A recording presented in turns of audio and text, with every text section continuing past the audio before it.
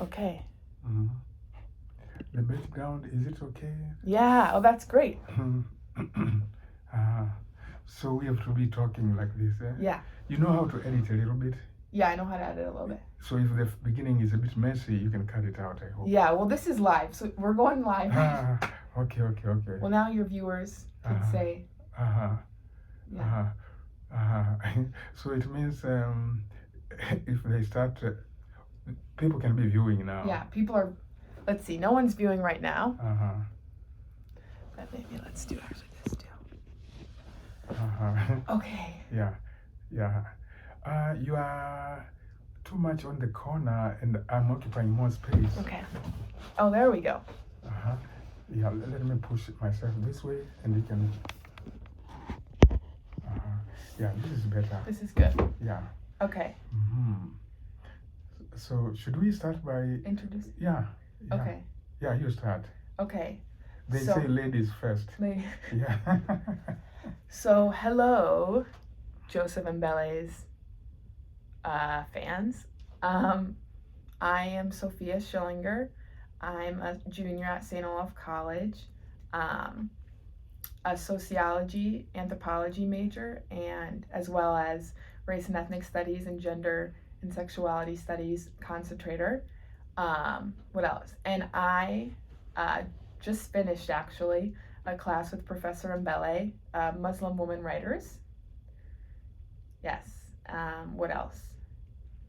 And so through this class, I got to know Professor Mbele a little bit and his endeavors with cultural anthropology and like his consulting with Africans and Americans and I think his overall goal to help people connect more despite their differences. Yeah, thank you. And as you mentioned, my name is Joseph Mbele. People who watch this channel know me. Yeah. I teach at Central of here. I've been here since 1991 in the English department. And yeah, it's been a pleasure having you in my class. And I enjoy, the range of activities that you are involved in. Yeah, and we have some of those activities in common. Yeah. Such as writing. Yeah. So I was very happy to hear your story about, writing. Yeah. Yeah. And also I'm fascinated by your interest in cultures and peoples from outside the USA. Yeah. Yeah. So we have much in common. Yeah, we do. Yeah. Even though we grew up in very different places. Yeah. Yeah. You are from Iowa. Yeah. A rural place? Yeah. Well, I'd say it's kind of a mix. It's kind of best of both worlds, but very similar to St. Olaf College, Northfield, where you can be in a place, you could be alone and hear your thoughts. So there's space for you to not hear all of this sound that you would get in the city. But there are also like benefits of the city of having like a lot of different, competition with businesses that allows you to have a little bit more diverse type of food, type of like stores, clothing, but not quite like Minneapolis. Oh, okay. So what's the name of the nearest town where you grew up? That you might know? Yeah, that I might know. Waterloo. Do you know Waterloo? I've heard the name. Yeah. Yeah, I've heard the name.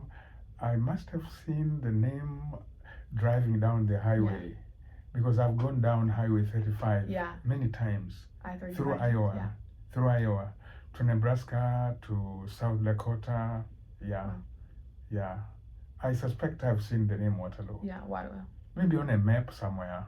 Yeah. I think there's also been a book written about Waterloo, Cedar Falls, but Waterloo and Cedar Falls are drastically different. So. Yeah, I know Cedar Falls too. Yeah.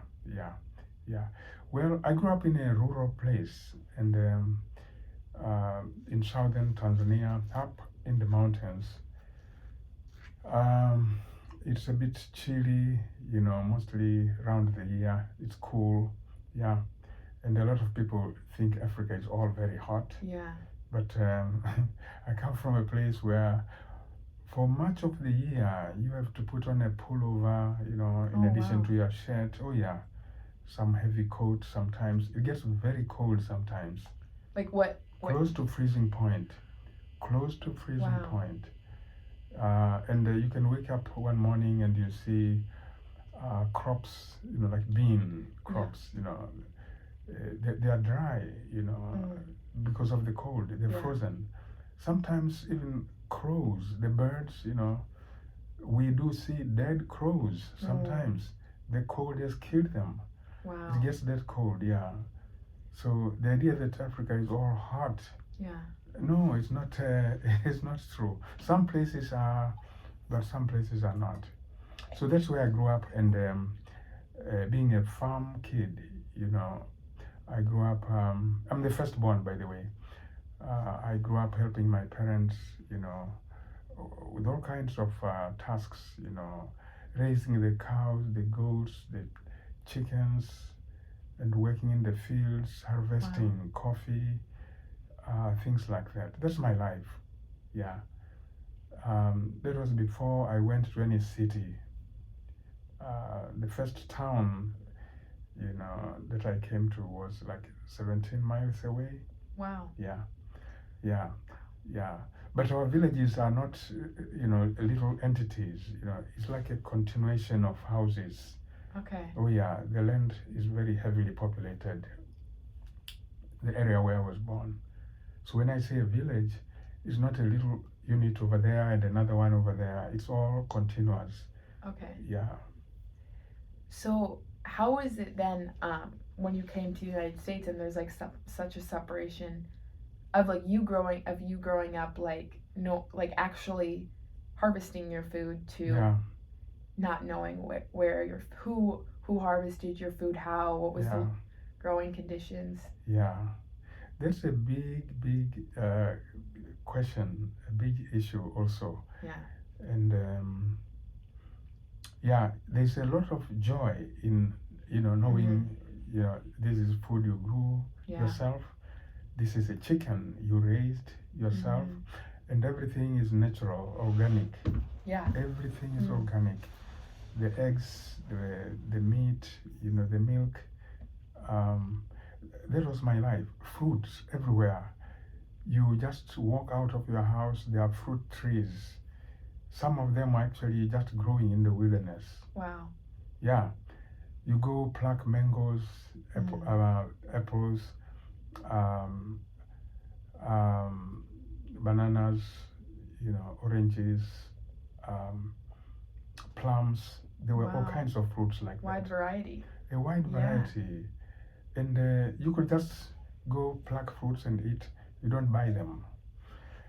The difference now, you come to a place like the USA, and you hear about, chemical, the use of chemicals in producing the crops, in preserving them, raising the chickens the same way, the cows, and all these kinds of things. It's a very different world. Yeah. I was teaching a course this same semester, fall 2022, this semester which we're just finishing, a course called folklore. And interestingly, the last part of that course, we focused on what's called contemporary American folklore, urban legends, and many of those have to do with contaminations. Oh wow! Like dangerous contaminations in the food, in the drinks, and so on and so on. Yeah. And so you have funny stories Americans tell about the many ingredients that they have in their milk, in their beer, in their everything. Yeah. And they are scary stories. Stories like Kentucky Fried Rat. Those kinds of stories. Yeah. All of which express people's anxieties in this country about the food they eat, and how corporations make their foods, and people have lost control over where the food comes from, how it is produced, and those kinds of things. We don't have stories like that because we know how the food is produced, where it's coming from. There's nothing to fear. But here, the food is prepared by people you don't know. You are not even sure if they care about you. All they want is money, and they could sell you anything. And a lot of junk. So there's this class that I just took. It's called Indigenous Race and Gender, and so we talked a lot about like indigenous epistemologies.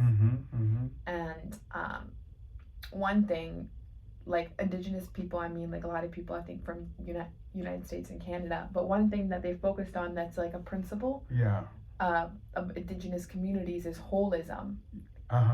Which I feel like might be like a principle for and African communities too, is like, so like talking about how like harvesting food and working with food is like is engaging the body, the physical body, the soul, like the spirit, like like thanking the creator, and like what else, mental, like you're bringing your individual gifts. That's a great concept, and it works in our culture as well, traditional African culture. Food is something richer than just the nutrients, carbohydrates and vitamins and things like that. Eating is a communal activity, and there are even beliefs that eating alone is not healthy for you. And so food is something you share with other people. In fact, I write in my books about that. For example, let me pull out this book here. In this book, there's a chapter on food and how it is that in African cultures, traditional cultures,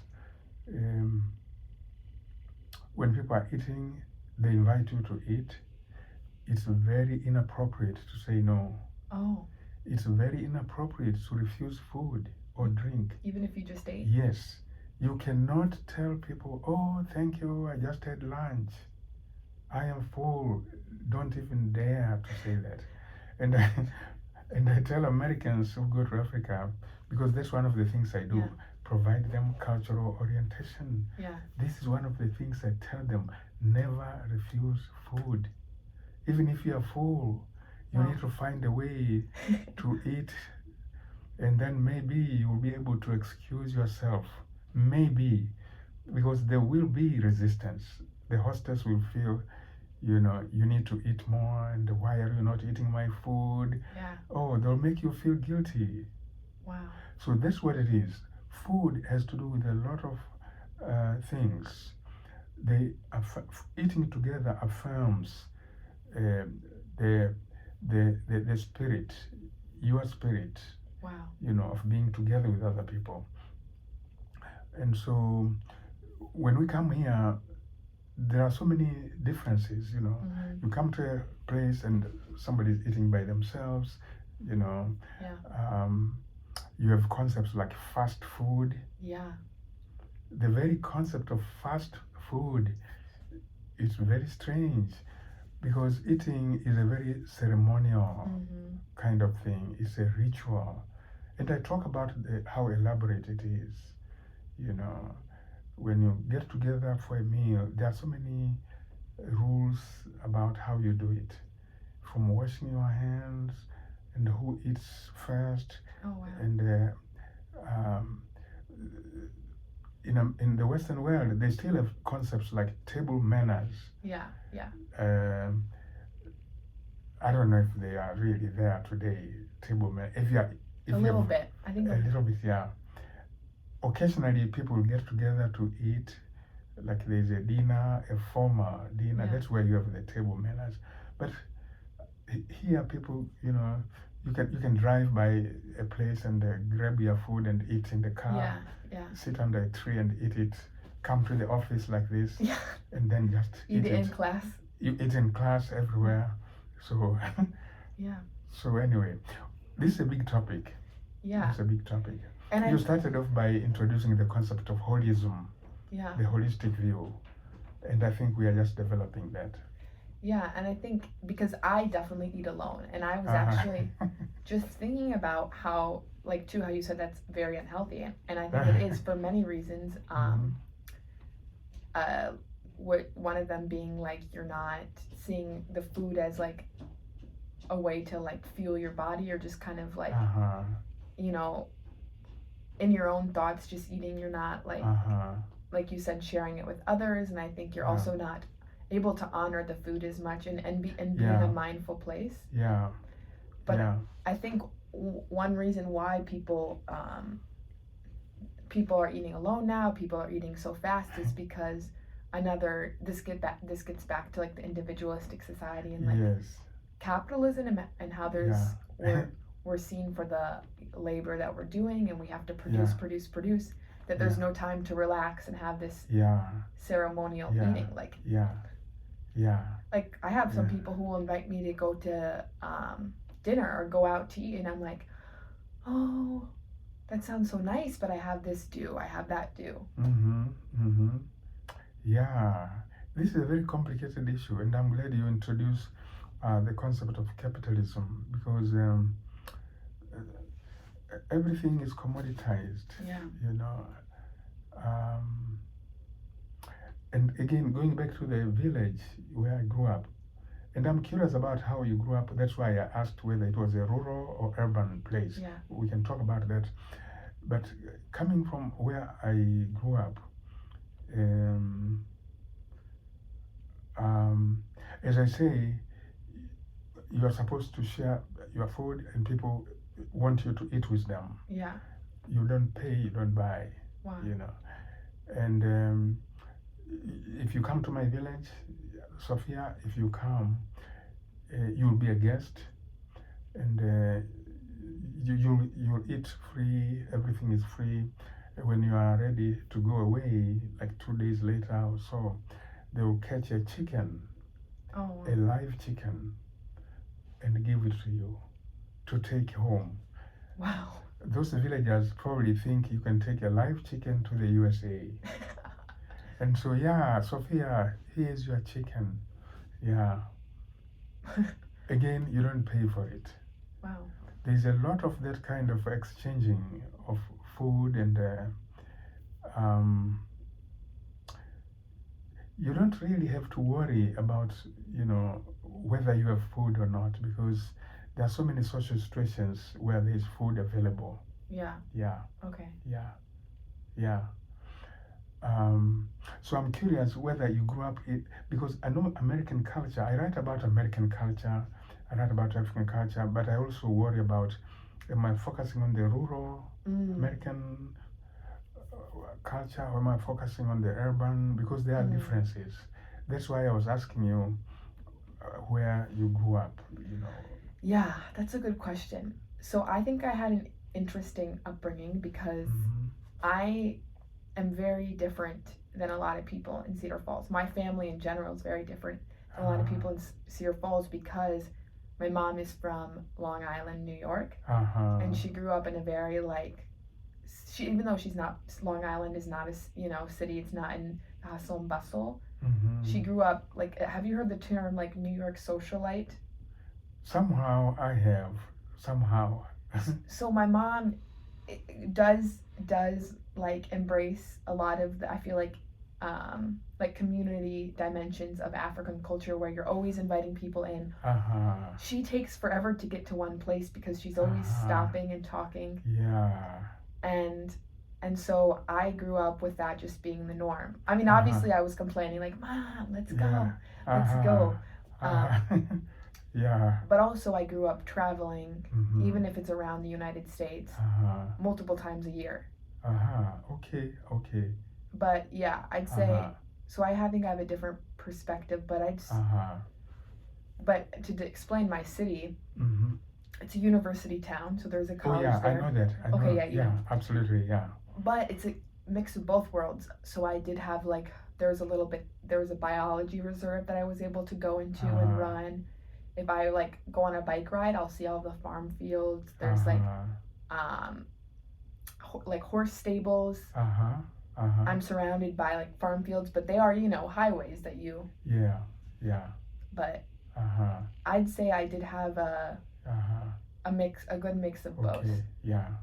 I like the detail you shared here about your mother wanting to talk with everybody. She does. As you go from one place to another. That's very African. Yeah. And in my book, I talk about my own father, for example. I mentioned the same thing here. Yeah. And I'm the firstborn. And so my young brother and me, and our father might be going somewhere. And he would stop at every house to greet people and talk to people. And then he would stop at another house and greet people and talk to people. We were impatient, my brother and I, just like you. Yeah.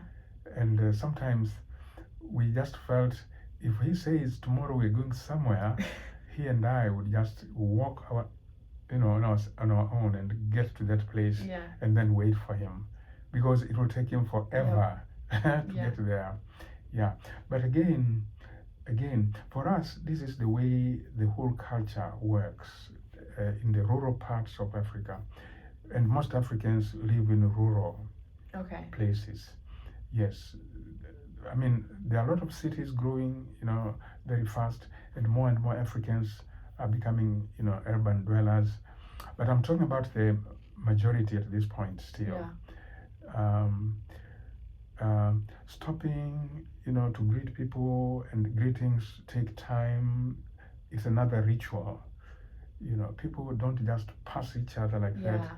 They actually, when they say hello, it's not just the word hello. It's a long conversation where they ask about the family, about your little brother, your wife, your children, the goats, the cows. Wow. It goes on and on and on. How work is going, how are the fields. Greetings take forever. Wow. Yeah, that kind of thing. And so you share stories, how your family is, how the other family, how, other people in the area are. And so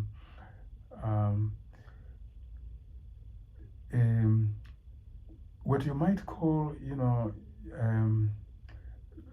your personal business, is not really a very personal thing, in our culture. Everybody knows everybody's business, basically. I read a book for my I can't really exactly remember it. I think you mentioned it in class the one time. A book in my class last year with Professor Idrisu. Yeah. And it was a book about like the importance of family getting involved in marriage. And like a lot of the book was about these women outside of this in this African village outside of the houses talking about what was going on in the marriage of one of the kids. And the whole kid, and they were like discussing it. Okay. Wow. I'm like, that's it. The details of the relationship. And I think it was talking about a black man or a black woman from America, and how the husband thought it would be the same. Bringing in this black woman from America. Oh, I know that book. You know that? What's it called? Do you remember? Dilemma of a Ghost. Yep, that's the book. Dilemma of a Ghost. That's a classic case, of what actually happens. Yeah, it's a very accurate representation of how Africans are involved in each other's affairs. In this case, the marriage thing is very much a communal thing. Yes. Dilemma of a Ghost. A young Ghanaian man comes to the USA to study. Actually, it's in New York. Oh. And he meets an African American young woman. Yeah. They fall in love, and this African American woman, like many African Americans, not all, she has these amazing images of Africa, nostalgia, and very romantic images and all kinds of things. And then it is time to go. They get married here, and then they are going to Africa. She is delighted that finally she's going to the motherland. Yeah. As I said, she has all these romantic images, idealized images of Africa. But then this young man did not tell her what the reality in Africa would be. For example, they talk about children. The young woman, being American, she thinks they will just be able to decide when to have babies. And this man should have told her that in Africa it doesn't work that way. You get married and then people expect you to have a child as soon as possible. And I say that in my book too. So when she goes to Africa, she then realizes all these differences. And you are right. The entire clan, the entire family, the entire clan are involved in the business.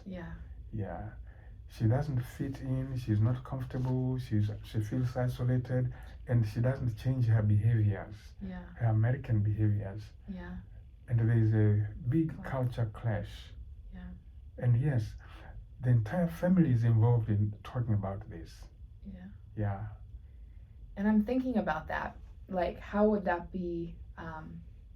I mean, for me, having I was just on the phone with my grandparents and I shared something with them that I think most people my age, grandchildren wouldn't share with their grandparents. I was talking about my love life. And I think for me, and for Western culture, that's a stretch. Having your grandparents who are your blood know about your intimate affairs is strange for Western culture.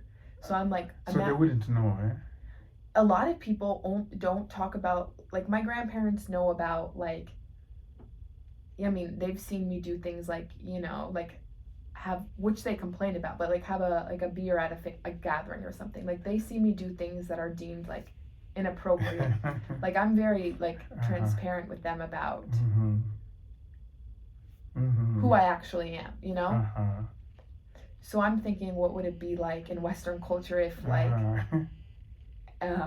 my neighbors knew about my intimate affairs? Would be I'm thinking would that means they would actually care about me on a deep level, but that would also mean there would be no privacy or things I can keep to myself. Yeah, that's very interesting, and it makes me say the following. With the Africans, say a person of your age, you grew up in the village, they raise you and everything. You reach an age where everybody expects you to get married, and that's just the culture.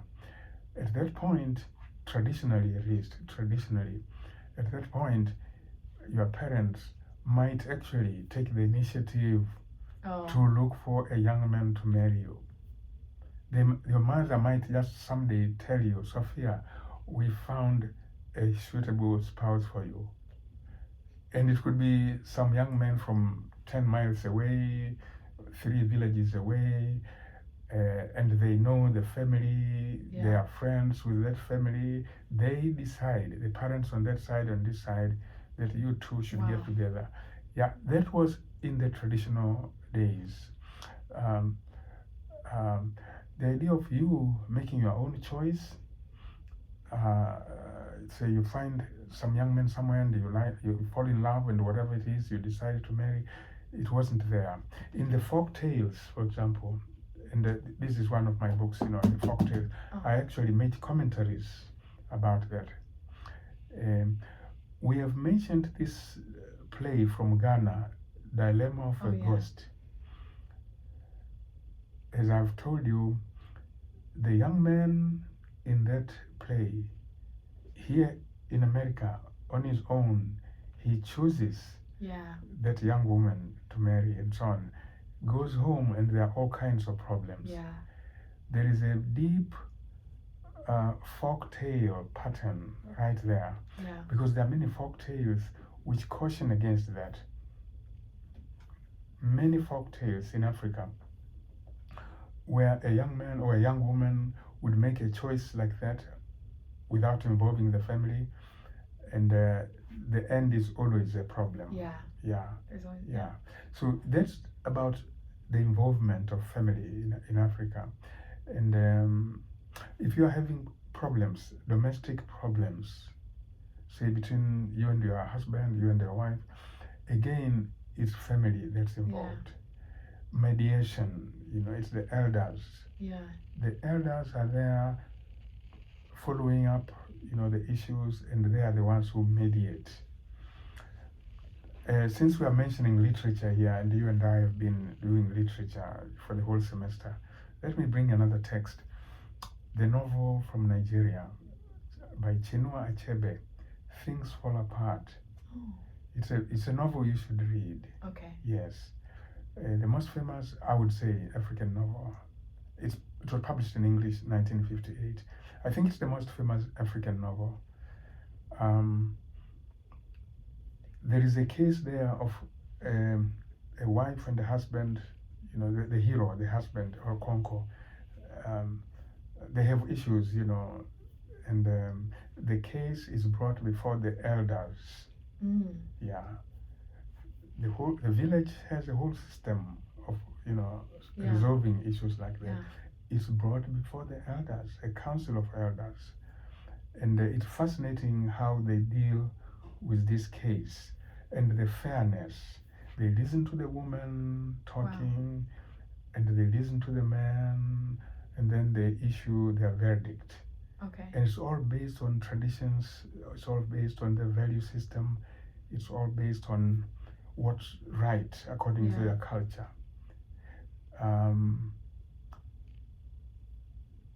They don't take, they don't have a police force, they don't have a legal system outside the family structure, outside the village structure. Europeans came and they brought rules and laws and police and prisons and other things. That's, the police come and arrest people. They arrest somebody because they fought with their husband or they fought with their wife. It's a very external thing. Yeah. The African thing was very organic. Wow. Yeah. It was internal mechanisms. Wow. For resolving, We just talked about that actually in my another class I'm taking. All of my classes this year have really blended well together. But it's called like the militarization of care, I think is the term that my professor used. That's interesting. And she talked about the same thing, like how like it's everything is the police and there's no community support. And people forget how to connect with each other and take care of each other. Yeah. It's very scary, it's alien. It's scary. In the African culture, colonialism brought these alien institutions. And in the novel Things Fall Apart, you begin to see that, how the Europeans come in and they introduce these alien mechanisms of social control and so on and so on. And Africa today has all these issues that you hear about, and if you go into them, you realize a lot of times it's a legacy of colonialism.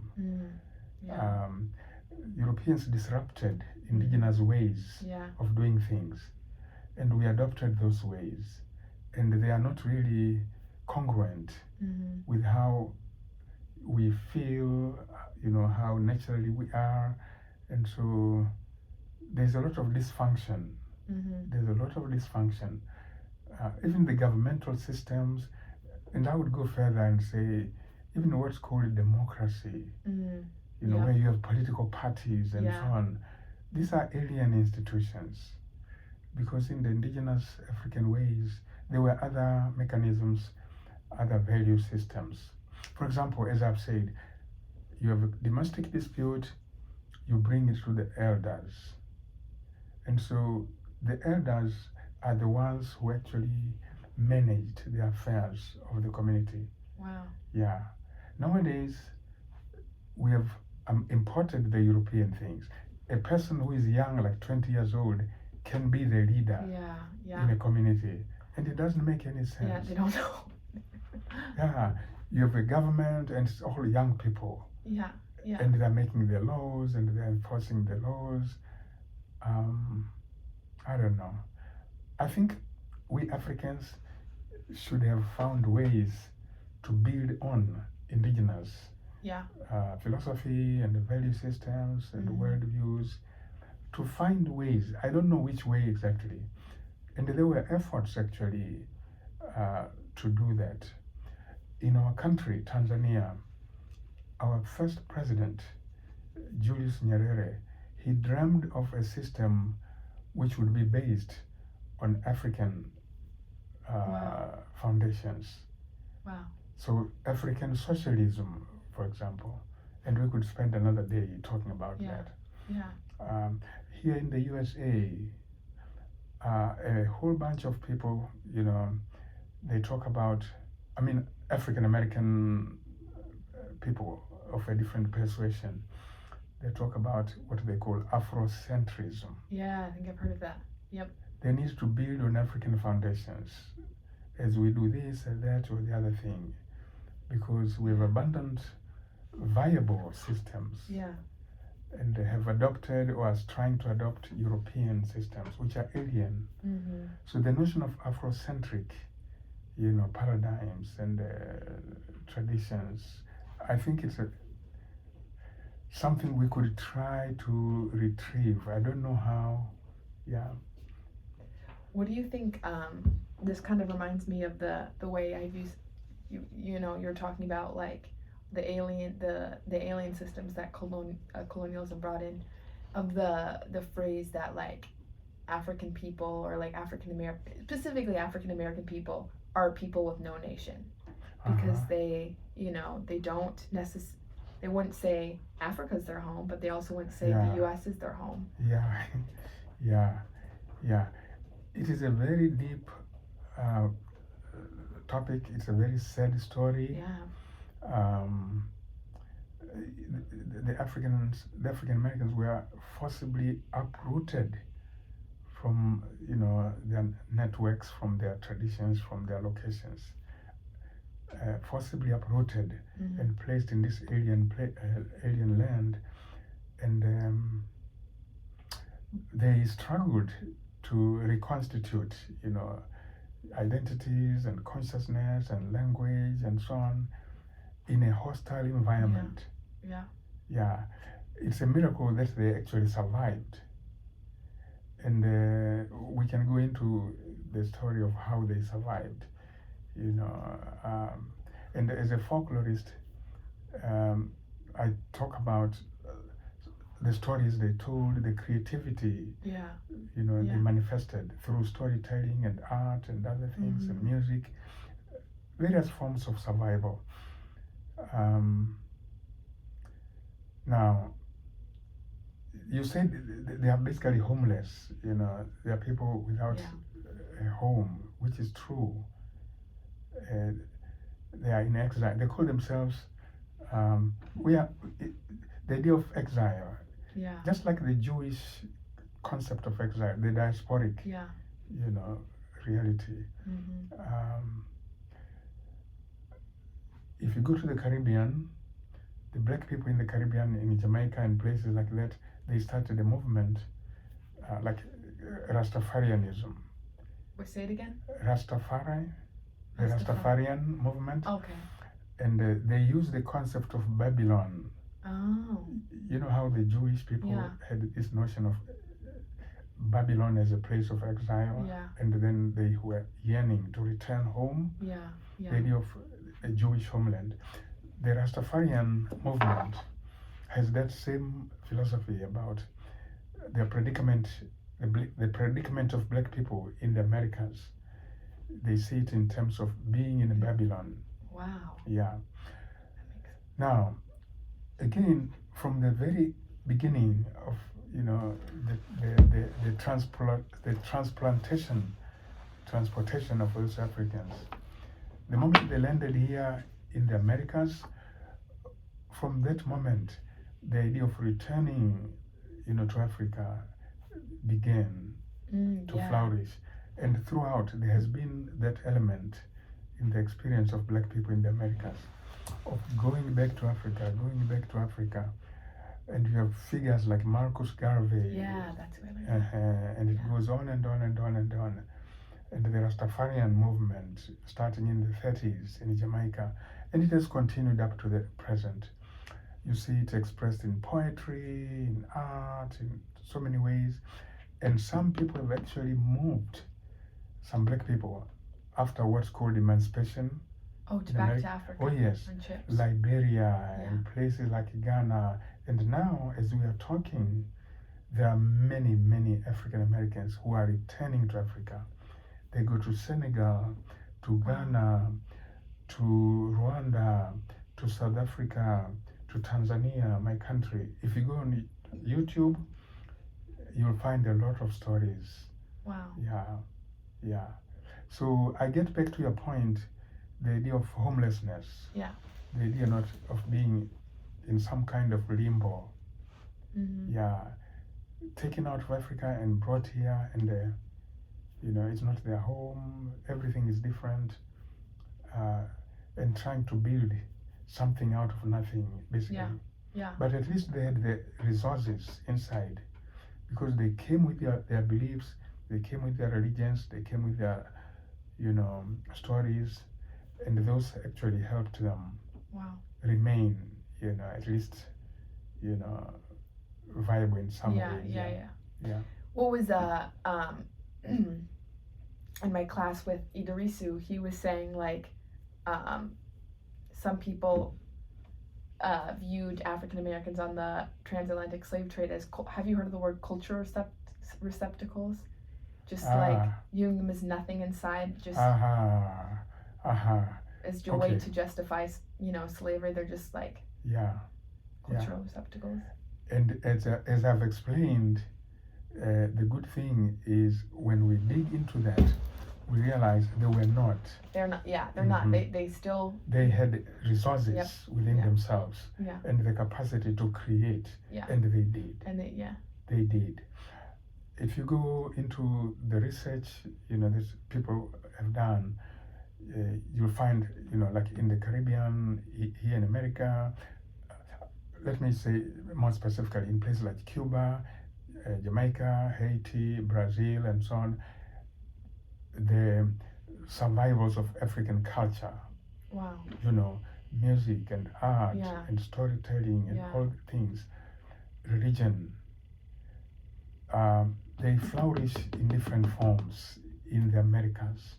So those people did not lose everything. No. There were certain things they lost, but there are certain things very vital that they kept.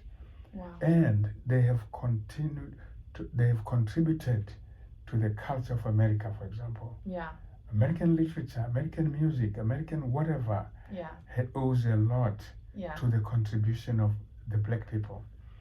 Absolutely. So much, I think of specifically music, like exactly. Yeah.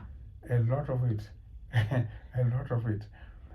Toni Morrison, the great writer, African American, wrote a whole book, about those kinds of things. Wow. Yeah. I think Playing in the Dark, that's the title of the book. Okay. Yeah. Toni Morrison. That's one example.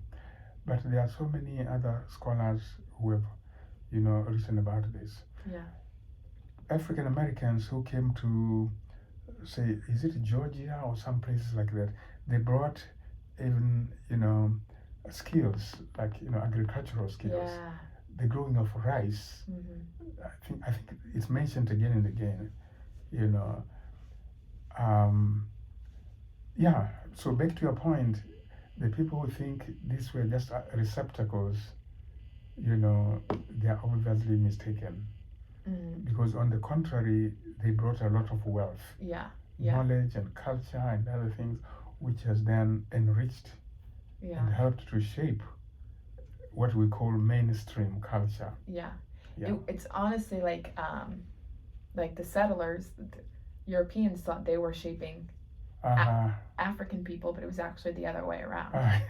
If you think about it, I mean, it's kind of, but I was, for one of my other classes, my Race 121 class, Intro to Race and Ethnic Studies, that I was talking about someone, or a different, I guess the indigenous class actually, someone did a project and they interviewed, because we were talking about the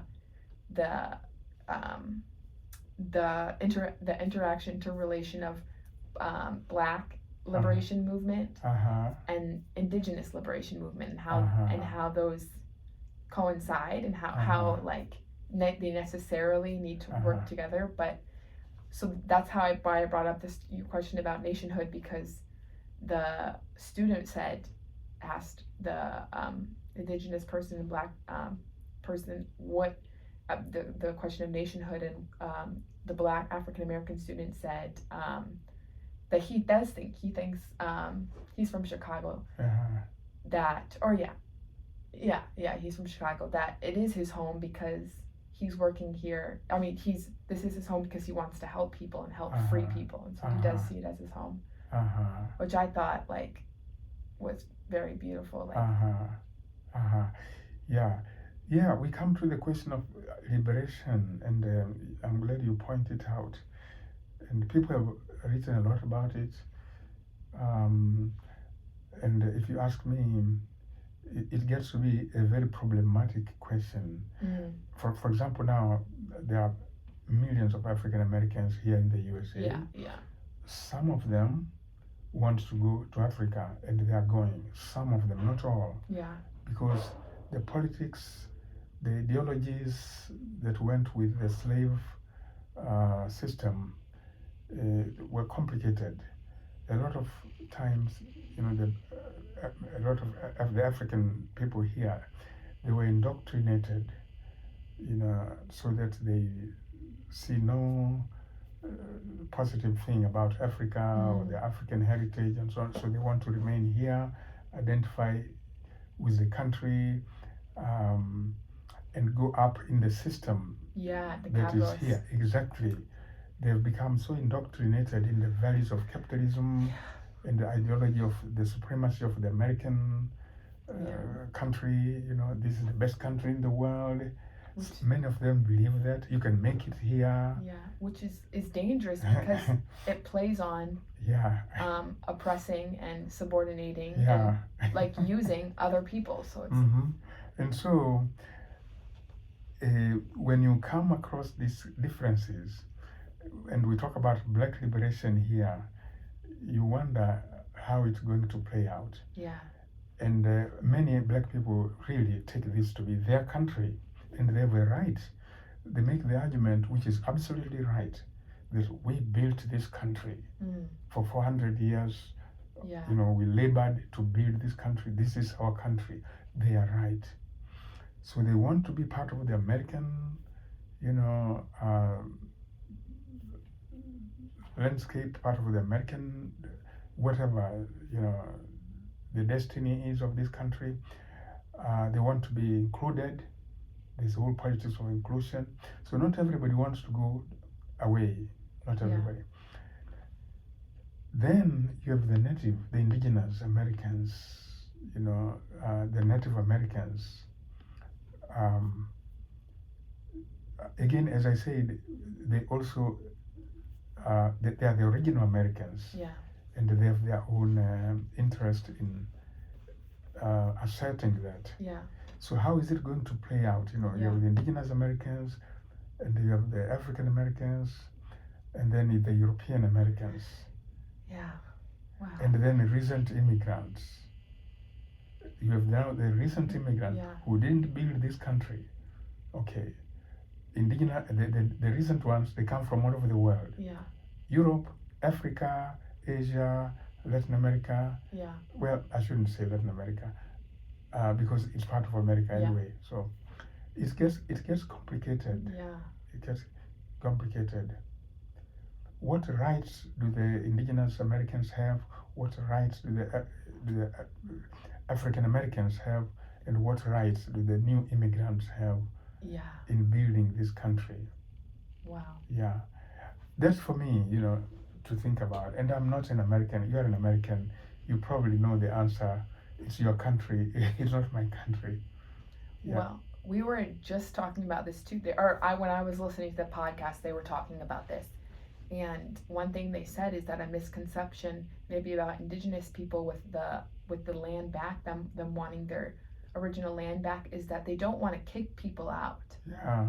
They don't want to kick people out. They are, I mean, I can't speak for, obviously I cannot speak for indigenous Americans, but if you look at their philosophies and their pedagogies, like it's not about kicking people out, and it's very about embracing communities, but they want to abolish the system of capitalism, which doesn't see the land as a living being. It only sees it as exploitation. So they want to abolish the system rather than the people. And I think too, and given in the now,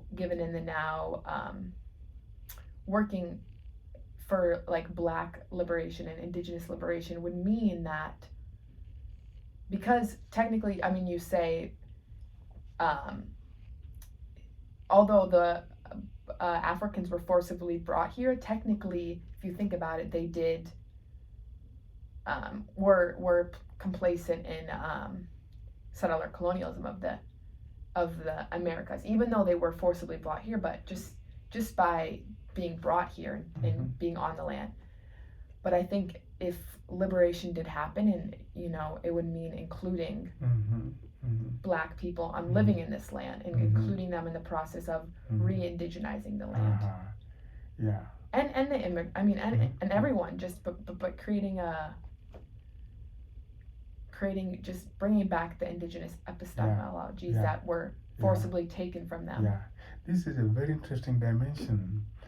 Yes, Native Americans, they had their own approach to nature, to the land, talking about holism. Yeah, holism. And talking about communal, the communal spirit that involved humans, animals, the trees, everything working together, and being mutually interdependent, and the respect for everything around us, not exploiting the resources, and capitalism commoditizes everything. Going back to those indigenous values, or trying to retain them as much as possible, that's the big struggle in a capitalistic country. And if you go now to Africa, indigenous Africans had the same attitudes towards the land, and so it was never for sale. Humans used it, but they didn't commercialize, they didn't own it like that. They didn't own it, Yeah. Now, we get to the African Americans. They come from that tradition, and now they've come here working in a capitalistic culture. They've been transformed. They've become, basically products of the capitalist system, and many of them are advocates of it, whether they intend to be advocates or not. They firmly believe in the capitalistic values. One of the ironies, the ones who go to Africa, you listen to them on YouTube and other places, their focus is, you come here, everything is so cheap. You can buy land, the cost of living, your American dollars goes a long way over here. So they're really talking like products of a capitalistic culture. And I've yet to hear them talk about how well connected you are in the village with the community, and how you have your time, how you take your time to connect with other people and be there for other people. It is a very individualistic mindset, accumulation of wealth. And they are calling on other African Americans to come over here. Things are so cheap. Your dollar will take you a long way here. Those values, In fact, if you looked at my YouTube channel, the last message I put there, the last video, was on the topic of money in African and American culture. It's been the most popular video of mine. Everybody's watching it. And I'm mentioning these things, how different the indigenous the prevalent African values are in relation to money and how the American, view of money is. It doesn't matter whether the American is African American or white American. They just have this in common, the way they look at money, the way they handle money. So I'm building on what you said, starting with the Native American approach to living in the land and relating to the land. And now the challenge is, can capitalism be dismantled? Whether here or in Africa or anywhere in the world. That's a big topic. And some of us, if you ask me, for example, I was brought up with ideologies that were anti-capitalist. I can tell. I grew up with a socialistic, system. And I really believe capitalism has no future. It will cause so much misery. It will inequalities and all kinds of unpleasant things. It was capitalism that brought about the slave trade. Because it was about money. Making money. It was about economic interests. Capitalism brought about the slave trade. Capitalism brought about colonialism. Capitalism continues to enslave people today. Look at the workers and the sweatshops, child labor, prostitution, prison labor. Capitalism continues to enslave people in all these ways. And people are not even aware. Many people are not. And they support it. They support it. Businesses are supporting the prison.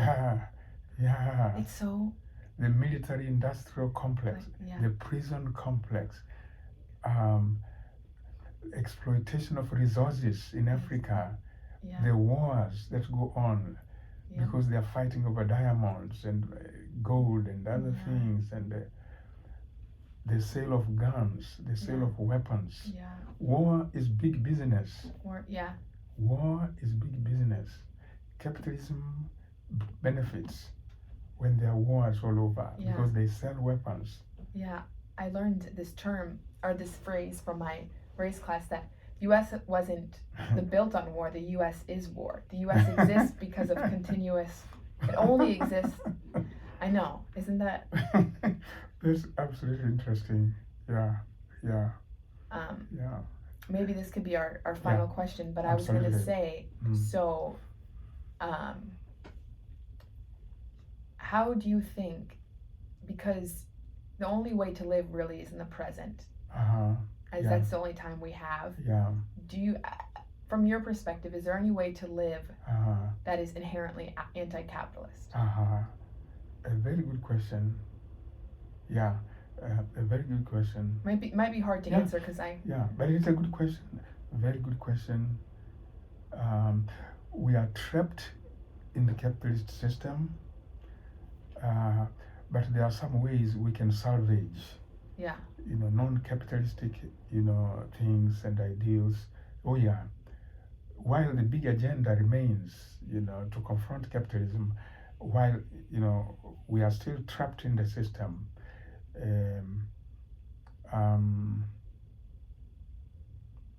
I think in my own life, I'm really going against a lot of the expectations of the capitalist system. I try to live a simple life. When I have money, I share it with people. I like to support communal, activities back in Africa, sponsoring things like projects for villagers to have good drinking water. Things like that.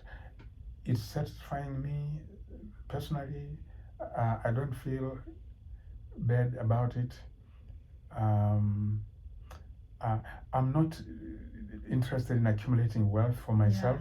I do make money, but I do want to share it with other people. This is a very limited thing, but it satisfies me. I'm not changing the system. I just want to be happy with what I'm doing. Yeah. I don't want to be a rich person in a place or in a world where so many people are suffering. They don't even have a proper meal. Yeah. You know, I traveled in northern Tanzania and there was a drought and people are struggling to get water. The women are walking long distance, very hours to get a bucket of water. And so I've been investing there. Water wells and things like that.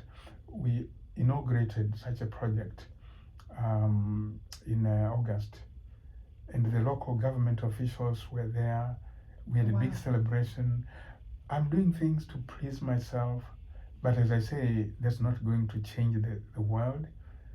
But at least on an individual level, you can still, do something to satisfy you. Yeah. Well, I would argue that it is changing the world, because I think what capitalism builds off of is, like you said, individualism. And so by you are intentionally, or maybe not even, I think intentionally creating a community where if a community supports each other, they don't need to commodify themselves, because they are being fed spiritually and with their soul from community members. So like something that we're doing at St. Olaf is trying to create a mutual aid fund, so people have, we give students and faculty member can give money that other students can take out if they really need it. And so by doing that, students don't have to buy into capitalism and commodify themselves to work how many hours a week. Instead, they're building community instead of supporting. Yeah. And for me, as a teacher, because as you know, my life is that of a teacher. All I wanted in my life was to be a teacher. It was my dream from when I was growing up. So since capitalism survives and thrives because of this heavy investment it has made in ideology and teaching people certain values and making them believe certain things, making them accept capitalism as inevitable, as natural. As a teacher, one contribution I make is to challenge those ideas and make people, my students and the community, understand this is a system that was made by humans. It was not brought down by God. So I challenge capitalistic values in publications like this.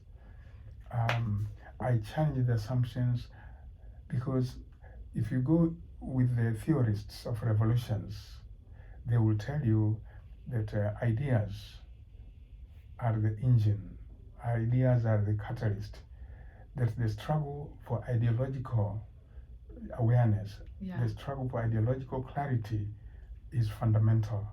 Before you can get people to change anything, they must first of all have the right ideas. They need to understand that this reality can be changed. It needs to be changed.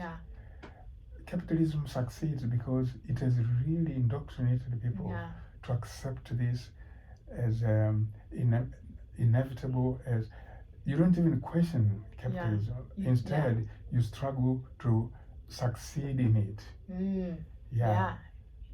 This is a fundamental problem. So for me as a teacher, in a non-confrontational way, working with students, working with communities, publishing, that's a big part of what has to be done. I have a role there as a teacher. I guess this was a very interesting conversation. Very enlightening. Very interesting. I'm so happy we found the time to do this. Me too. And we have ranged widely, not just the class we were taking, but we're trying to solve the whole problems of the whole world. And we will. Yeah. Wow. Okay. I wish you all the best in your exams. Let's stop this.